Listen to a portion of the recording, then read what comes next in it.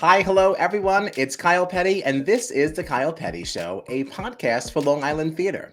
This time around, I had the pleasure of chatting with Jeffrey Sanzel, who is the artistic director over at Theater 3 over in Port Jefferson, and is also starring in Agatha Christie's Murder on the Orient Express, which is playing there until May 4th. So if you have a chance, get down there and go see it. It's directed by Christine Bohm, the multi-talented Christine Bohm, or excuse me. You can catch my full review on my website, The Kyle Petty Show. And I guess that's it.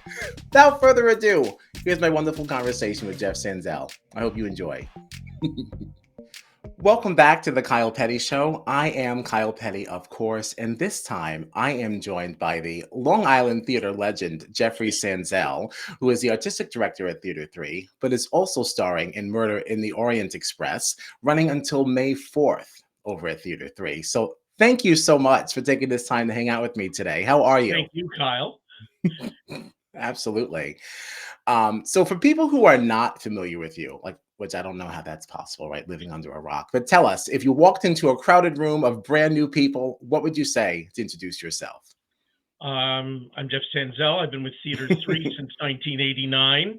I came there as children's theater coordinator, and then I became artistic director, and that's been almost 4 decades of my life. Huge, huge. Like, honestly, thank you for everything you do there. I know I've had wonderful, wonderful experiences at Theater 3 and some that you weren't really even a part of, other productions that were directed by other people. So, no, lovely place to work. So certainly, and I know that that really trickles down from you. So we thank you. So usually we like to do some two truths and a lie with every person who comes through here. Little Okay. fun game. So what do you have prepared? And are you going to stump me today? Well, let's see. I have my Okay. pad. I'm ready. Two truths and a lie. Okay. When I was 12, I was in a low budget horror movie. Okay. I played the teen angel in Greece, Okay. and I'm fluent in Hebrew. Okay. This is hard because I feel like each one of these is very possible. So at 12, you were in a low budget horror movie. Number 2, you're a teen angel in Greece. Mm-hmm. 3, fluent in Hebrew. I really believe that one. I'm going to say, I'm going to say that maybe you were not teen angel in Greece. I was, and I was terrible. I was truly, truly awful. What made it awful? Well, when you can't sing and the only thing you do is sing a song, this was years ago. This was back in 1979 in a camp production. And literally the day before we opened, they kind of gave up and said, just talk the song. No. So I did it as like a tone poem. It was really, really awful. So, yes, I was the teen angel in Greece.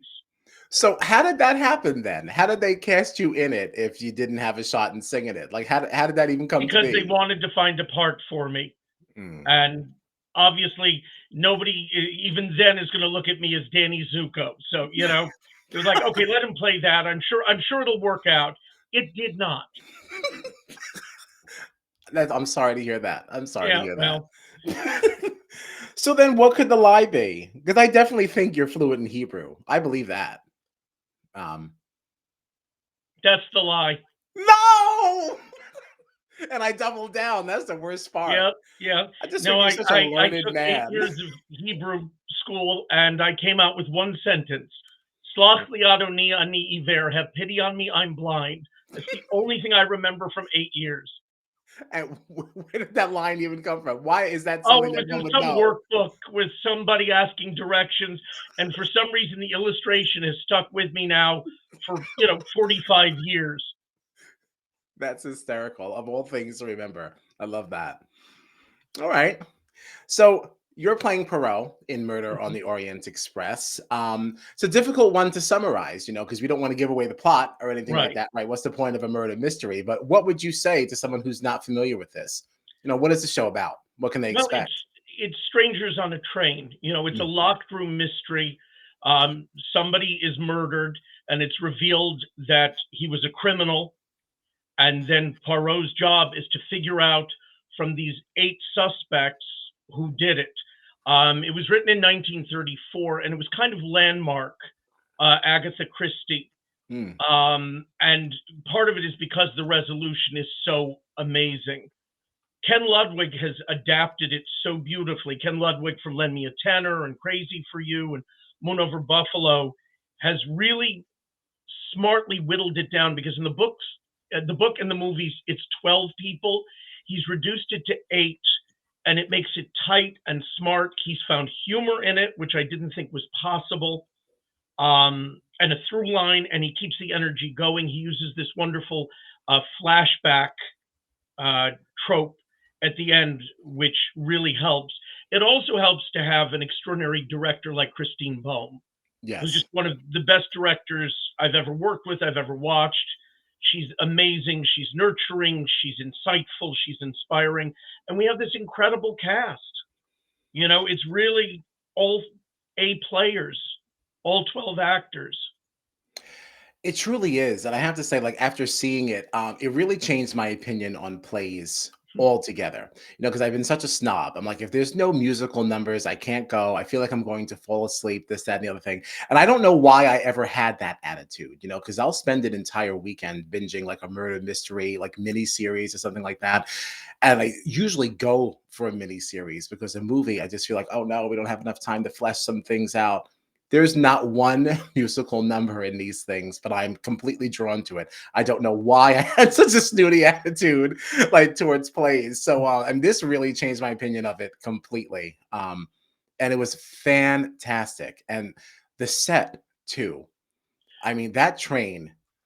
Yeah, Randy Parsons, who's been our resident scenic designer for over 25 years, outdid himself. Mhm.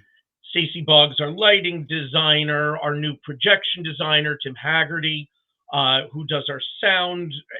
Ronnie Green's costumes are exquisite. I think the entire production is so supported by all the elements. Yes. I would agree with that. And I think we discussed this briefly before, but like, I'm not usually a fan of projections. I don't usually see them done well. I don't like when people are projected upon, because like we didn't get the scale right or whatever it is. Like, I'm not a tech person, but like when you just see like just projection all over the place, other than where it was intended to be, it's very distracting. And that is not the experience that I got here. Like, David is truly a brilliant projection designer. He mm, comes from a lighting design background as well, so he and Stacy worked so beautifully together. So you don't have that. You yeah, don't feel like it's either intruding or it's in place of sets. yes, it Everything complements David it. did enhances the production. And of course, this Absolutely. is all under the very watchful eye of Christine Bohm. Who, what a force, by the way. Yeah. Yeah, this is probably only the second production that I've seen Christine direct. And very pleased. I'm very, very impressed. It makes me more interested to just see things that her name is on, even though I'm not familiar with what the work is. Like, I just want to go because she directed it now. Well, this summer she's directing King Lear for Carriage House Players with Linda May Yes. playing King Lear. And I think Fantastic. that is really something Long Island theater can look forward to. Do you know when that opens? Just as a quick aside. Yes, I think it's August, mid-August. Runs Okay. August through September. And that's a beautiful space to Yes, see a it show is. too. Like, absolutely gorgeous. They do incredible work, Yeah. Carriage House Players. They do, they do. So, many kudos to them as well. But it's very, very rare that we get to see you kind of step out of the director's chair and actually get on stage. So Hmm. obviously the role of Perot, like, really, it meant something to you. So what drew you to it? Well, the odd thing is, over 30 years ago, we had a resident lighting designer, Russ Behrens, whose mother turned to me one day and said, you should play Poirot. And that stuck in my head. And there aren't that many stage plays with the character in it. One of the ones that was around for a number of years was called Black Coffee, and it wasn't a great play. Mm, This one came along. I read it. It's being done all over the country. It's a very popular adaptation. And I read it and I got very excited about the opportunity. There have been very few roles that I've looked at and either read or seen and said, I want to play that. I felt that way about Man in Chair and Drowsy Chaperone. When I Okay. saw it Oh, on yes. Broadway, I'm like, I want to play that part. And that's Poirot stuck in my head. I love the adaptation. Christine agreed to direct it, so all the pieces came together. It is very challenging. I found it one of the hardest things I've ever done. Really? What would you say makes it challenging? The syntax, because Ken Ludwig has developed his own sense of the language. Um, how a Belgian man, who speaks French would then speak English, and a very educated, articulate man. Hmm. So it's a very, he's very careful about how he phrases everything. So learning it was very, very challenging. I'm sure it was. Um, I know I could certainly never speak another accent. Never mind with the additional layers on top of that. Um, what would you say is the most rewarding part of playing this role? The interaction, the direct interaction with the other characters.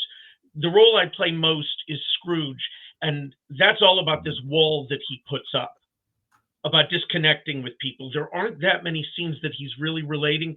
Now I really have to connect with each actor in each interrogation in each moment.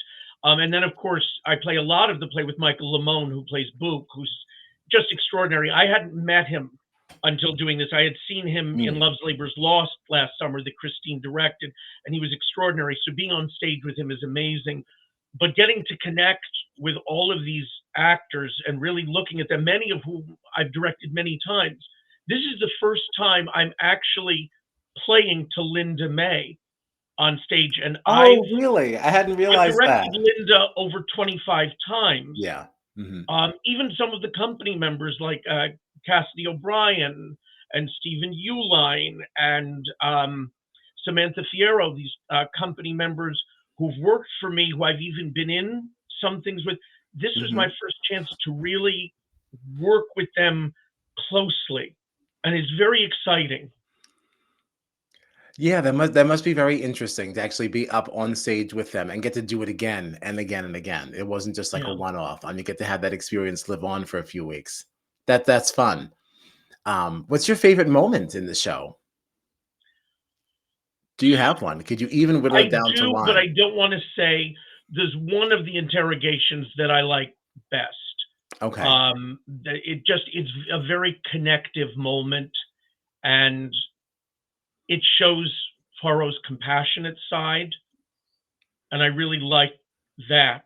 It gives Mm. it some dimension. As I said, Ludwig really crafted this show so beautifully. But I don't want to say, because I don't want to offend any of the other actors who aren't in that scene. Okay. So we like the interrogation sequence as a whole. We'll say Yes. that. We like that. It's good. That's a nice, fair answer. No one can be sour grapes over that.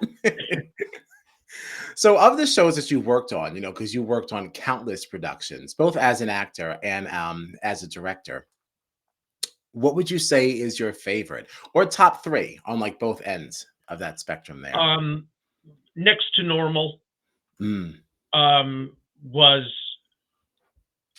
one of the greatest experiences I've ever had as a director, watching that cast, working on that music and that book. There's a play by Tom Griffin called The Boys Next Door, which I did my second year at the theater, which is just a beautiful, funny, heartfelt play. Um, Obviously, Christmas Carol, but that's its own beast. So I always kind of separate that mhm. out from everything, but that's very important. But I've done so many things, and each opportunity provides something different. Working on Mm, the prom last fall the was an amazing prom. experience. Yeah. I loved the play, and I thought it was such a beautiful, beautiful story. But working on Something Rotten last spring was delightful in a whole different way.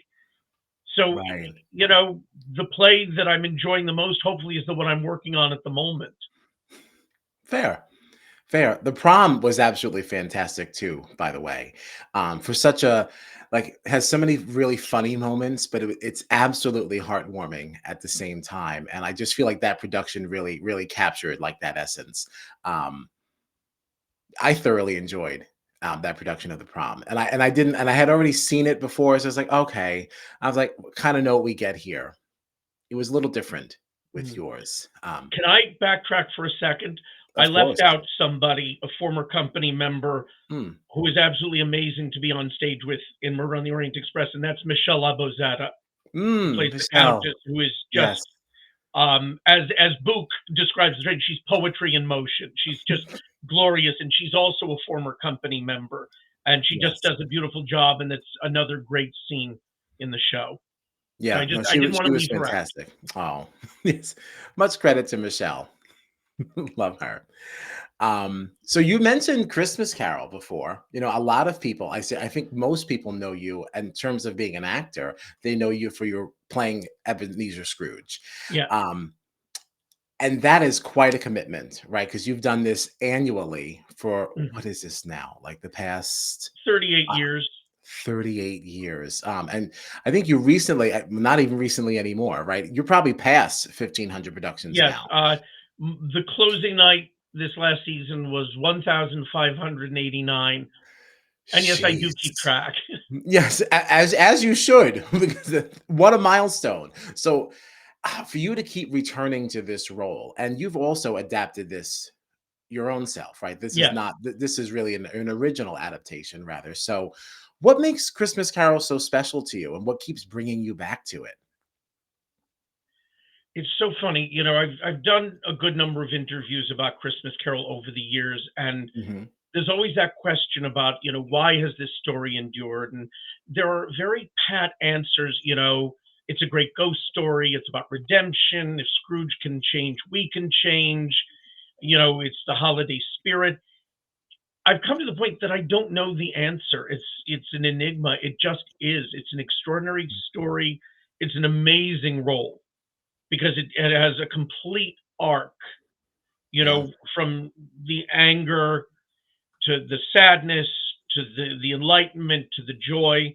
Um, and every year I find something different in it, whether I find something new in the adaptation, in the direction, in the acting, playing to somebody different in a role, because every mm, year the cast change, sometimes a right. lot, sometimes a little.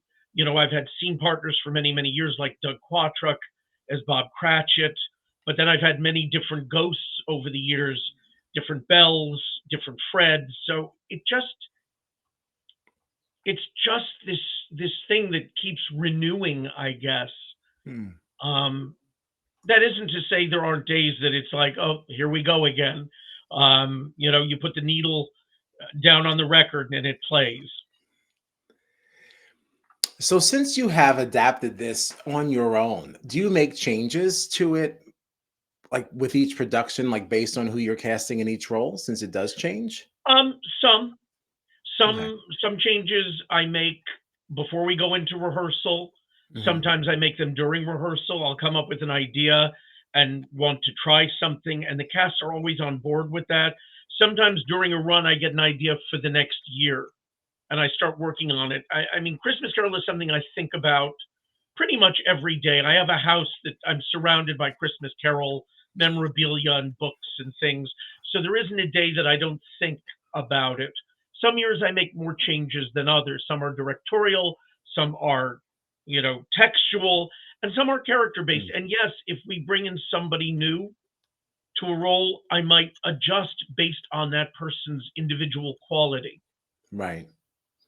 Okay. How do you prepare for such a long run of shows, right? Because like Christmas Carol runs, that's like 70 to 80 performances, isn't it? Like with the daytime It's performances and between the 50 evening and ones. 60. Between Okay. 50 and Okay. 60 in about Okay. 6.5 weeks. How do you prepare for that? Like what a commitment, especially around the holiday time. Well, it's funny. It's not as busy as I am sometimes other times of the year because I Really? kind of put everything on hold Mhm. for a month or so while we're running. I take actually more time off during that run than I do like in the beginning of the year, like this year, at the beginning of the year, I was directing the One Act Festival and Tick Tick Boom and Dorothy's Adventures in Oz all at the same time. So I was actually much Mhm. busier then than I was during Christmas Carol. Christmas Carol, I will use the excuse I've got a performance, I'm going home. Oh, So that's interesting. I never saw it that way. yeah, Okay. So then who directs Barnaby? Because that usually I comes direct around. Barnaby, but that Oh, you do opens that. pretty much the second week. Okay. And so once it opens, Doug is great. He does the pre-show speeches because Doug, who wrote it, is the musical director, and he's playing every performance. So it just gives me that time off, which is really nice Mm, because it is a vocally demanding role. sure it is. Sure it is. And it's not really a role that you split either, right? No, You're doing every single performance. yes, all the adults do all of the performances. The kids we split Okay. uh 50-50. Okay. Now, one thing that has kind of come up in like the Long Island theater circuit, like some people are a little critical of the fact that, sometimes, not sometimes, never do we audition the role of Scrooge. Um, and you put yourself in it every single year. This is certainly it's a Long Island theater tradition as far as I'm concerned. I think it actually goes a little bit further than Long Island theater. I think it's just a Long Island tradition in general. People who don't usually go and support Long Island theater will come out to see Christmas Carol at Theater 3. I hear it all the time. So, what do you have to say to the people who might have something to say about the fact that you are precast? This is my role. You know what? That's a fair statement. It's very fair, and that goes for any precasting. Hmm. And I know precasting is hard. People don't like that. The flip side is sometimes you don't precast roles and you're desperately looking for people. But going back to the Scrooge question, um, I don't know. It's something I kind of fell into years ago. And in the beginning, I wasn't actually directing it. I was adapting and co-adapting, and I worked with some great directors and adapters. And I kind of grew into it and grew into it over the years that it's become a part of me. Um, and the good thing too is there are other theaters that do productions of Christmas Carol and Scrooge and the various adaptations. So there are other opportunities. It's not like we've Hmm. cornered the market on the Right. story. Absolutely. Um, to those people, I think that's a fair comment. But they'll pry it out of my cold dead hands. To that I say fiddle-dee-doo to you. I mean, you adapted it. This is where you work. This is your thing. Tough noogies. Go do it somewhere else. you know, I like to think that our production has become part of many people's holiday tradition. It has. And the performance that I've developed, I think, is part of that. Just as, Doug, Absolutely. who's the person who's done the next most performances, is an indelible Bob Cratchit. I think there are enough changes in it that people see it as fresh. Mhm. And who knows, there might come a time when it's like, okay, we're done, Jeff is done, and we'll have a new Scrooge. Well, there's certainly something to be said for a production that can be done every single year with the same person as Scrooge and have the most performances and like need that many performances to make sure that people can see it because it's not like they are sparsely attended. If you don't buy your tickets in advance, you're probably not getting a seat that evening. So like, there's certainly something to be said for the success of it. So we'll leave that there. Okay. And thank you. Oh, you're very welcome. Thank you.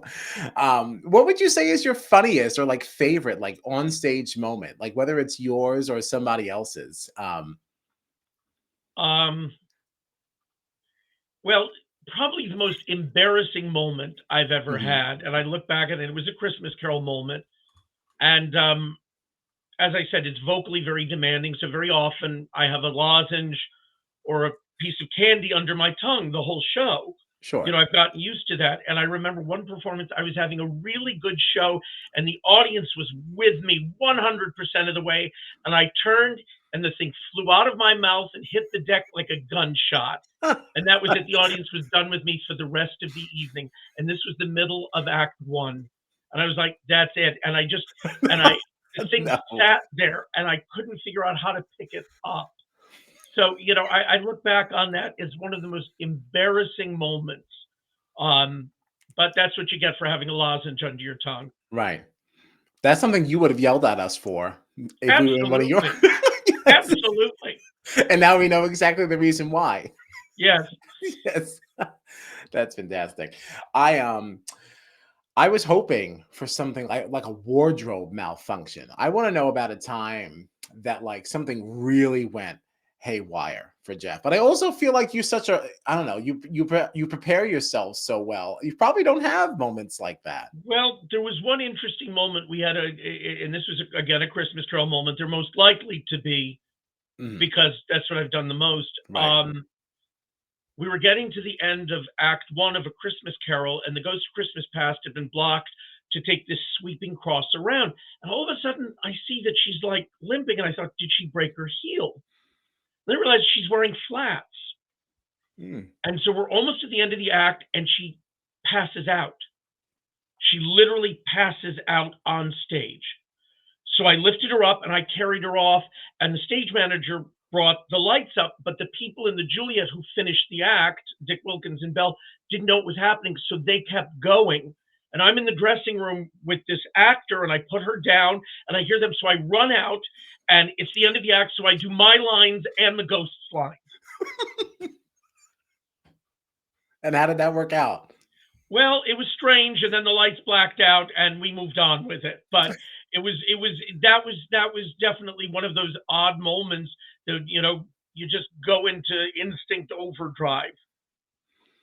I'm happy to hear it because I don't respond well to those moments at all. Like when things are not going the way it's supposed to, like eyes definitely get it. Well, you've seen this. I mean, Corey is usually worse than me. That's always the person that things go wrong around. Like, and she's definitely the worst because she'll just start laughing right on stage. I usually will just walk off. Like I can't be here. I can't help. My presence is only going to hinder any progress moving forward. So I got to get out of here. But like, so to pick up somebody else's lines, I wouldn't even be able to get mine out. So three cheers for your professionalism. What's next for you in theater, and what's next for Theater Three? Like, what do we have coming up? Next is the producers, Yes, which you're which directing. opens in May, which I'm directing. Mhm. Very excited about it. It's my second time. We have a lot of the cast from our production 15 years ago returning. And then we have our summer concert series, our children's theater. And then next fall, we're doing Matilda, which I Matilda. absolutely, absolutely love. I've wanted to do it. I love the book. I love the movie. I love the musical. I love the Netflix movie musical. So I'm very excited to do it. Then we have Christmas Carol. January, we're doing Crossing Delancey. Then Ring of Fire, the Johnny Cash musical. Wait Until Dark, which Mm, Christine Bohm is directing. And then nice. next spring, year from now, we're doing a musical called Halftime. And I'm very Halftime. excited about that. Yeah, tell me So, some things about that because I did see that on this season announcement. It said this is the one title that like does not ring a bell at all. Halftime is based on a documentary called Gotta Dance. The New Okay. Jersey Nets created a hip hop team of all senior citizens, and they made a documentary about it. And then fast forward, Bob Martin, Matthew Sklar, Chad McGuillan, and Nell Benjamin created a fictional version of it, a musical called Halftime, and it was most recently done before the pandemic at Paper Mill Playhouse. Mm, And it's just such a wonderful celebration of people doing things at a certain age. You can go online and watch the sizzle reel from the Paper Mill Playhouse production. It was Georgia Engel, Lilias White, Andre DeShields, Donna McKechnie, and it's just extraordinary. And TRW, the licensing company, had sent out an announcement and a free read, and I looked at it and I said, "This is amazing." So we decided we were going to do something different. And I think it bookends the season beautifully because the mm, fall show Matilda is about the empowerment of young people, and Halftime is about the empowerment of people of a certain age. mm. So it's something different and something exciting. Yeah, and I love the thought that you even put into that end of things too. Just thinking of the season as a whole, and how it's bookended it all. Like that's cool. And with Um, halftime, we're going to cast it in the fall and really create this squad. It's 10 men and one woman, 10 women and one man, because that's the way it was. You know, we're mhm. going to create this squad and we're going to have them out there throughout the entire year.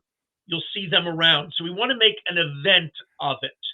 That's really exciting. Okay, so so auditions are happening in the fall then? Is that like Yes, right after we're Matilda going to audition opens? Matilda in July, Mhm. all roles, and then halftime will audition in September. Awesome. Okay. I'm certainly looking forward to that. Love seeing something that is new, especially now that I've been turned on to plays. Now I got this new production. I have a lot of new things coming on the horizon, so I'm excited. I'm excited. Good. Do you have any parting words for the people here? Yeah, I love Long Island actors. Mm, I really do. I'm not from Long Island. I'm a transplant. I'm from upstate New York. I went to school at Purchase.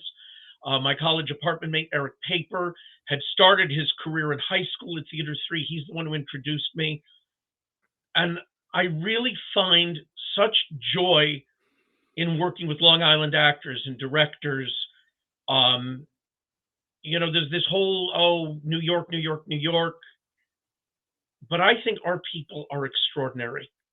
I really do. I'm never looking to say, oh, we're going to have to bring somebody in from the city. And I take nothing away from those actors. Obviously, they're extraordinary, but mhm. we're able to find what we need here Right here. and put up productions that I think are beautiful and worthy.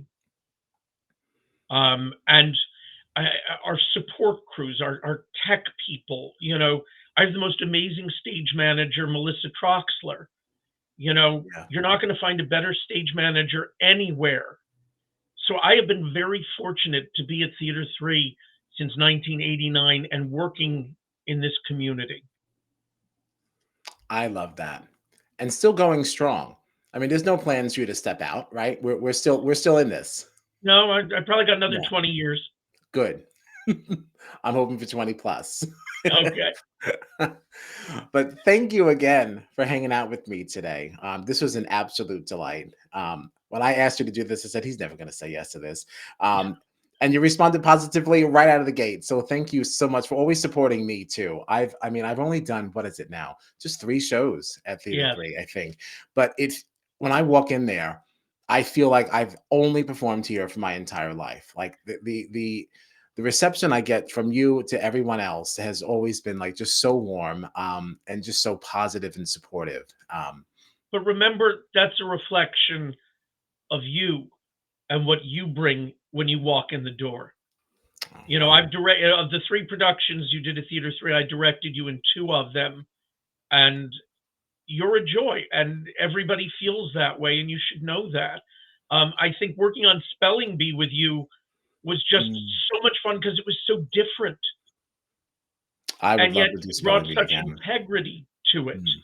Oh, You thank know, you. so your words are very kind about Theater 3, but that's because that's who Kyle Petty is, and that's what Kyle brings to the table.